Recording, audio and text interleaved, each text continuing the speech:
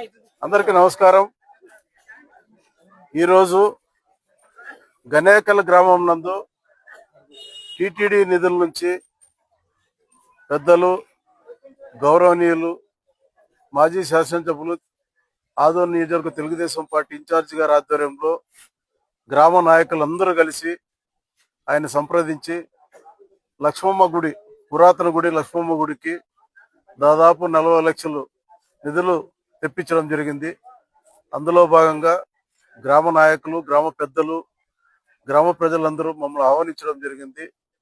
ఈరోజు అమ్మవారి గుడిని పునఃప్రతిష్ఠ, అంటే ఈ రోజు నుంచి పాత గుడిని తీసేసి కొత్తగా అమ్మవారిని పునఃప్రతిష్ఠ చేయడానికి గ్రామస్తులందరూ పూనుకొని మా వంతు సహకారంగా టీటీడీ నిధుల నుంచి డబ్బు తెప్పించాం.